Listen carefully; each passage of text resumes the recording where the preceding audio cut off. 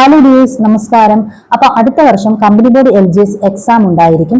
അപ്പോൾ ഇന്ന് നമ്മൾ ഡിസ്കസ് ചെയ്യാൻ പോകുന്നത് കമ്പനി ബോർഡ് LGSനെ കുറിച്ചിട്ടാണ്. അപ്പോൾ കമ്പനി ബോർഡ് LGS എന്ന് പറയുന്നതിന് മുമ്പ് നിങ്ങൾ ആദ്യം മനസ്സിൽ വെച്ചിരിക്കേണ്ട ഒരു കാര്യമാണ് ഇതിന്റെ യോഗ്യത എന്ന് പറയുന്നത്. നമ്മൾ പറഞ്ഞു 7ാം ക്ലാസ് മുതൽ ഡിഗ്രി യോഗ്യതയാണ്. അപ്പോൾ ഒരുപാട് ഉദ്യോഗാർത്ഥികൾ വരുന്ന ഒരു എക്സാം ആയിരിക്കും എന്നുള്ളത് നിങ്ങളുടെ മനസ്സിൽ ആദ്യം ഉണ്ടായിരിക്കും. അപ്പോൾ ഒരുപാട് ഉണ്ടെന്ന് പറഞ്ഞിട്ട് കാര്യമില്ല. നമ്മുടെ മനസ്സിൽ എപ്പോഴും ഉണ്ടായിരിക്കണം ലിസ്റ്റ് ഒരുപാട് ചുരുക്കുന്നുണ്ട്, ഒരുപാട് ആൾക്കാരുണ്ട്. അപ്പൊ അതിൽ നിന്ന് ഒരുപാട് ആൾക്കാരെ എലിമിനേറ്റ് ചെയ്യേണ്ട ആവശ്യം വരും. അപ്പൊ നിങ്ങൾ അതിൽ നിന്നും എലിമിനേറ്റ് ആവാതെ നിങ്ങൾ ആ ലിസ്റ്റിൽ ഉയർന്ന മുകളിലോട്ടുള്ള റാങ്കിൽ ഉണ്ടായിരിക്കണം. അപ്പൊ അതിനു വേണ്ടിയിട്ട് എന്തൊക്കെ സ്ട്രാറ്റജീസ് ഉപയോഗിക്കാം? നമ്മുടെ ലക്ഷ്യം എന്ന് പറയുന്നത് ഒരു ജോലി വാങ്ങുക എന്നുള്ളതാണ്. അതിൽ എങ്ങനത്തെ രീതിയിൽ പഠിക്കണം, ഏതൊക്കെ മെത്തേഡ്സ് നമ്മൾ ഉപയോഗിക്കണം, എങ്ങനത്തെ രീതിയിലുള്ള ടെക്നിക്സ് ഉപയോഗിക്കണം, ഏത് രീതിയിൽ നമ്മൾ പഠിക്കണം, നമ്മുടെ പഠനം മെച്ചപ്പെടുത്താൻ നമ്മൾ ഏതൊക്കെ രീതികളാണ് നമ്മൾ സെലക്ട് ചെയ്യേണ്ടതൊക്കെ നമ്മളാ തീരുമാനിക്കേണ്ടത്. വേറെ ആരും നമുക്കിതൊന്നും കോൺട്രിബ്യൂട്ട് ചെയ്തു തരാനൊന്നുമില്ല. നമ്മൾ തന്നെ ഇതെല്ലാം ചെയ്യണം. അപ്പോൾ നമ്മൾ ചെയ്യണമെങ്കിൽ നമുക്ക് ഇത് വേണമെന്നുള്ള ഒരു ആഗ്രഹം കൂടെ ഉണ്ടായിരിക്കണം. അപ്പോൾ നിങ്ങൾ മനസ്സിൽ വെച്ചിരിക്കുക, കമ്പനി ബോർഡ് LGS ഒരുപാട് ഒഴിവുണ്ട്, ക്വസ്റ്റ്യൻസ് എളുപ്പമാണെന്ന് കരുതി നിങ്ങൾ ഒരിക്കലും അതിനെ ഒരു നിസ്സാരമാക്കി കാണരുത്. ഇതിന് വേണ്ടിയിട്ട് തന്നെ വർക്ക് ചെയ്തുകൊണ്ടിരിക്കുന്ന ഒരുപാട് ആൾക്കാരുണ്ട്. അപ്പോൾ അവര് ഇത് പ്രയോറിറ്റി കൊടുത്തിട്ട് ഇതിന് ഭയങ്കര ഒരു ഇമ്പോർട്ടൻസ് കൊടുത്താണ് അവർ പഠിക്കുന്നത്. അപ്പോൾ നിങ്ങൾ നോട്ടിഫിക്കേഷൻ വരുന്നവരെ വെയിറ്റ് ചെയ്തിരുന്നു, അല്ലെങ്കിൽ ഹോൾ ടിക്കറ്റ് വരുന്നവരെ വെയിറ്റ് ചെയ്തിരുന്നു, ഇങ്ങനെയൊക്കെ പഠിക്കാൻ വേണ്ടിയിട്ട് അതൊക്കെ വന്നിട്ട് പഠിക്കാം എന്നൊക്കെ പറഞ്ഞിരുന്നു കഴിഞ്ഞാൽ നിങ്ങൾക്ക് ഒരിടത്തും എത്താൻ പറ്റില്ല. അതുകൊണ്ട് തീർച്ചയായിട്ടും നിങ്ങൾ ഇപ്പോൾ മുതൽ തന്നെ പ്രിപ്പറേഷൻ സ്റ്റാർട്ട് ചെയ്യുന്നതാണ്. നമ്മുടെ ഒരു മെയിൻ എയിം എന്ന് പറയുന്നത് എക്സാമിന് ഒരു 2 മന്ത് മുന്നേ എങ്കിലും നമ്മൾ സിലബസ് കംപ്ലീറ്റ് ചെയ്ത് നമ്മൾ റിവിഷന് വേണ്ടി മാത്രം ഉപയോഗിക്കുക എന്നുള്ളതാണ്. നമുക്കറിയാം ഒരു കമ്പനി ബോർഡ് LGS എന്നൊക്കെ പറയുമ്പോൾ അത്രയും ക്വസ്റ്റ്യൻസ് എളുപ്പമായിരിക്കും. നമ്മളെ ക്വസ്റ്റ്യൻസ് കാണുമ്പോൾ നമ്മൾ വിചാരിക്കും ഭയങ്കര എളുപ്പമാണല്ലോ, അന്ന് നമ്മൾ ചിലപ്പോൾ ലിസ്റ്റിൽ വരുമായിരിക്കാം എന്നൊക്കെ. അത് പൊട്ടത്തരാണ്. PSC ക്വസ്റ്റ്യൻ പേപ്പർ എളുപ്പമാണെങ്കിൽ നിങ്ങൾ ചിന്തിച്ചോണം, എല്ലാവർക്കും അത് എളുപ്പമായിരുന്നു, മിക്കവർക്കും അത് എളുപ്പമായിരിക്കാം. ലിസ്റ്റിൽ വരാൻ ചാൻസ് കുറവാണ്, കട്ട് ഓഫ് കൂടുതലായിരിക്കാം. അപ്പൊ അതുകൊണ്ട് ഒരു ക്വസ്റ്റ്യൻ പേപ്പർ എളുപ്പമെന്ന കാര്യം നമ്മൾ ലിസ്റ്റിൽ വരുമെന്ന് പറയുന്നതിന് ഒരു അർത്ഥമില്ല. നമുക്ക് എപ്പോഴും നമ്മൾ കൂടുതൽ റിവൈസ് ചെയ്യുക എന്നുള്ളതാണ്. എളുപ്പമുള്ള ക്വസ്റ്റ്യൻ ആയതുകൊണ്ട് തന്നെ കൺഫ്യൂഷൻസ് വരാൻ ചാൻസ് കൂടുതലായിരിക്കും ഓപ്ഷൻസ്. അപ്പോൾ അത് കറക്റ്റായിട്ട് റിവിഷൻ ചെയ്ത് കഴിഞ്ഞാൽ നമുക്ക് അത് കറക്റ്റായിട്ട് ആൻസറിലായിട്ട് എത്താൻ പറ്റും. അല്ലെങ്കിൽ നമുക്ക് ഒരുപാട് നെഗറ്റീവ് വന്ന എളുപ്പമുള്ള ആ ഒരു ക്വസ്റ്റ്യൻ പേപ്പർ നമുക്കൊരു നെഗറ്റീവ് ഇമ്പാക്ട് ആയിരിക്കും തരുന്നത്. അതുകൊണ്ട് തീർച്ചയായിട്ടും നിങ്ങൾ ഇപ്പം പഠിച്ചു തുടങ്ങാം. കമ്പനി ബോർഡ് LGS എന്ന് പറയുമ്പോൾ ഒരുപാട് പേരുടെ ചിന്ത എന്ന് പറയുന്നത് അതിന്റെ സാലറി കുറവാണ്, അല്ലെങ്കിൽ അതിന്റെ ഒരു സ്റ്റാറ്റസ് ഇല്ല, അങ്ങനത്തെ ഉള്ള രീതിയാണ്. അപ്പൊ ആ ഒരു ചിന്തകളൊക്കെ മാറ്റിവെച്ച് നിങ്ങൾക്കൊരു ജോലി എന്നുള്ള ആ ഒരു സ്വപ്നമാണ് നിങ്ങളുടെ ലക്ഷ്യം എങ്കിൽ തീർച്ചയായിട്ടും ഈ ഒരു സ്റ്റാറ്റസിന്റെയും ഈ ഒരു സാലറിയുടെയും കാര്യങ്ങളൊക്കെ മാറ്റിവെച്ച് നന്നായിട്ട് വർക്ക് ചെയ്യാന്നുള്ളതാണ്. നമുക്ക് എങ്ങനെ ഈ ഒരു കമ്പനി ബോർഡ് LGS നേടിയെടുക്കാൻ നമുക്ക് എന്ത് സ്ട്രാറ്റജി ഉപയോഗിക്കാം, എങ്ങനെ പഠിക്കാം എന്നാണ് ഞാൻ നിങ്ങളുമായിട്ട് ഷെയർ ചെയ്യുന്നത്. അപ്പൊ നമുക്ക് ആ ഒരു സ്ട്രാറ്റജിയിലേക്ക് പോവാം. അതിനു മുമ്പ് എനിക്കൊരു കാര്യം പറയാനുള്ളത്, കമ്പനി ബോർഡ് LGSൽ നമുക്ക് ഇംഗ്ലീഷും മലയാളവും പഠിക്കാനില്ല. അപ്പോൾ അവിടെ തന്നെ ഇംഗ്ലീഷ് ഒരുപാട് പ്രയാസമുള്ളവർ, അല്ലെങ്കിൽ ഇംഗ്ലീഷ് ഒരുപാട് നെഗറ്റീവ് പഠിക്കുന്നവർക്ക് അതൊരു പോസിറ്റീവാണ്. പൊതുവിജ്ഞാനം നമുക്ക് 40 മാർക്കിന് വരുന്നുണ്ട്. പക്ഷേ പറഞ്ഞിട്ട് കാര്യമുണ്ടോ? 40 മാർക്ക് എവിടെ നിന്നൊക്കെ വരുന്നത്? ഹിസ്റ്ററി, ജോഗ്രഫി, എക്കണോമിക്സ്, അങ്ങനെ പല ഏരിയാസിൽ നിന്നുമാണ് ഈ GK എന്നുള്ള രീതിയിൽ 40 മാർക്ക് വരുന്നത്. അപ്പൊ നിങ്ങൾ ഈ 40 മാർക്ക് കാണുമ്പോൾ 40 മാർക്ക് അതിനുണ്ടല്ലോ എന്ന് പറഞ്ഞ് അത് പഠിക്കാൻ പോകരുത്. പൊട്ടത്തരമാണ്. കാരണം എന്ന് വെച്ച് കഴിഞ്ഞാൽ ഇത്രയും ഏരിയാസ് പഠിച്ചു കഴിഞ്ഞാൽ നിങ്ങൾക്ക് 40 മാർക്ക് കിട്ടുള്ളൂ. അത് 40 മാർക്ക് ഫുള്ള് കിട്ടുമെന്ന് നിങ്ങൾക്ക് ഉറപ്പുണ്ടോ?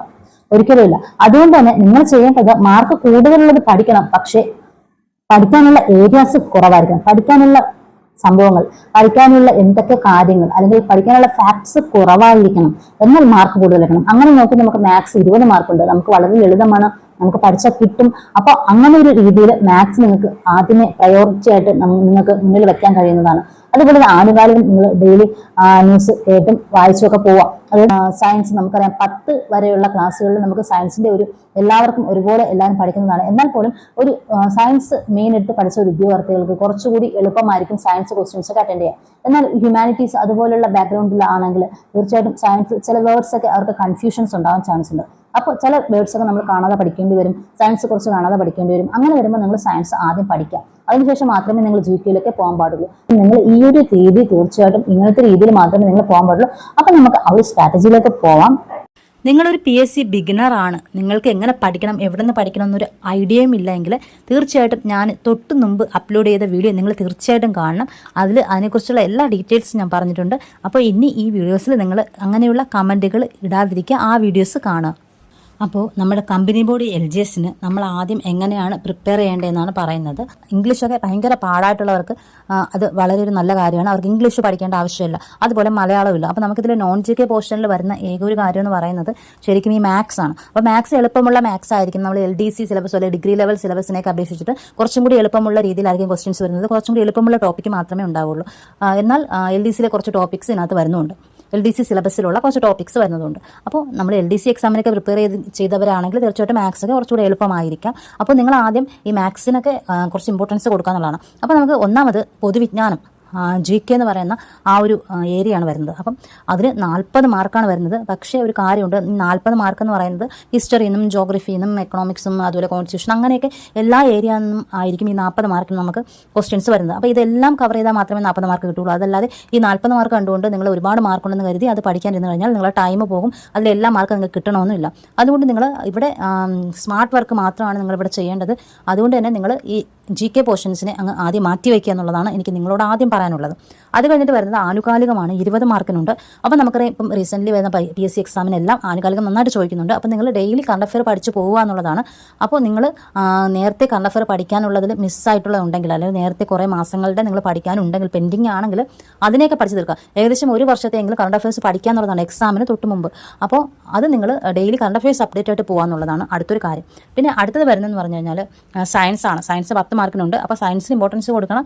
പൊതുജനാരോഗ്യം 10 മാർക്കിനുണ്ട്. അതിന് നിങ്ങൾ ഇമ്പോർട്ടൻസ് കൊടുത്തിരിക്കണം.